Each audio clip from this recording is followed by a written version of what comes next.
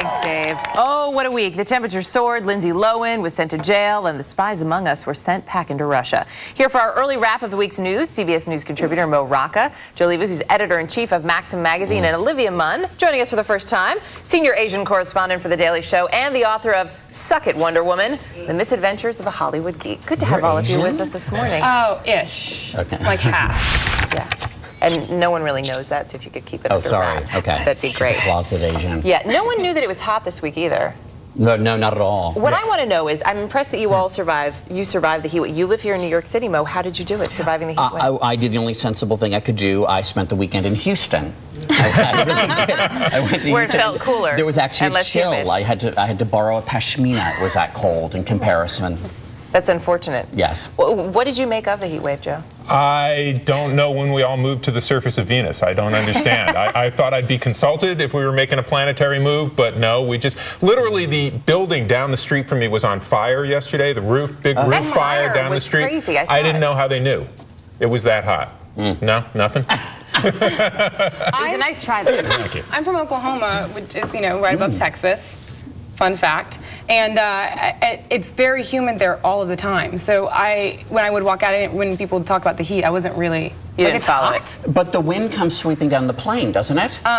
When I'm in a covered wagon, it does. Right. Okay. With the fringe on the top. We should not confuse weather with climate, though, right? This shouldn't necessarily be an indication of climate change. No, but it would be nice if the global heating deniers who thought, hey, it was cold last winter, there's no such thing as global heating, right? Now all had to eat their words and say, hey, there's a heat wave. I address you by my first name, Olivia.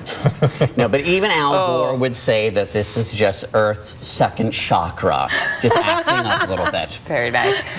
Thanks. We got to move on. Lindsay Lohan. Yes. Oh, did I just hear I just heard handcuffs.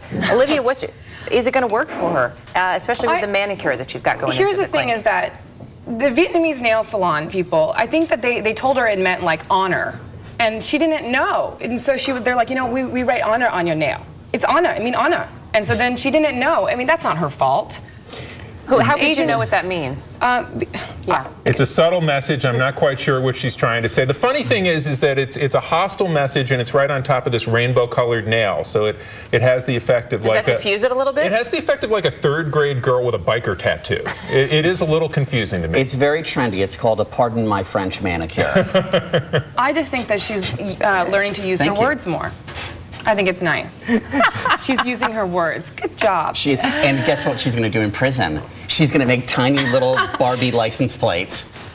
She's really good at really small print. It works. And the idea is that in prison, prisoners make license plates. Okay. They do. Well, people who are not going to prison, the spies.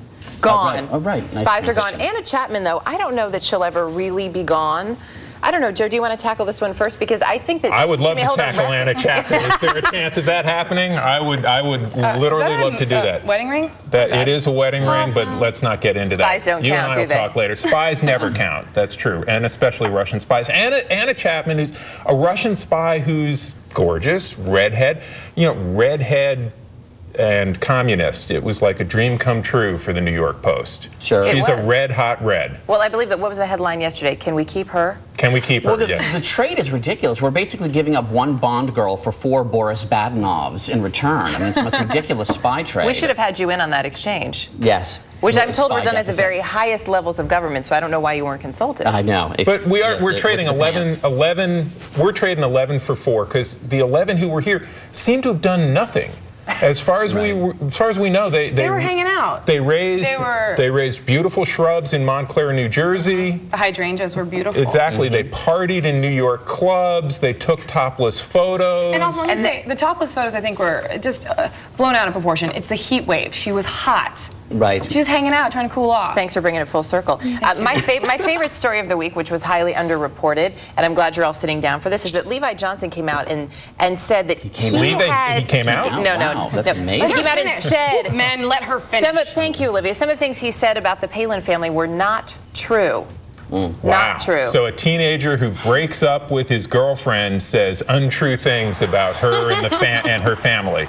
That is a shocker. I don't think that's ever happened before. I think he needs to apologize for his Playgirl spread first, and then go to the Palins. And then because that was more egregious. Because America is hurt, first and foremost. And then some people in Alaska. just when he thought he was out, they pull him right back in. It's amazing, that family. The bond. Yes. The bond. Mo Rocca, Joe Levy, Olivia Munn. Good to have all of you with us this morning. Thanks for having us. Chris, over to you. Hey, thanks.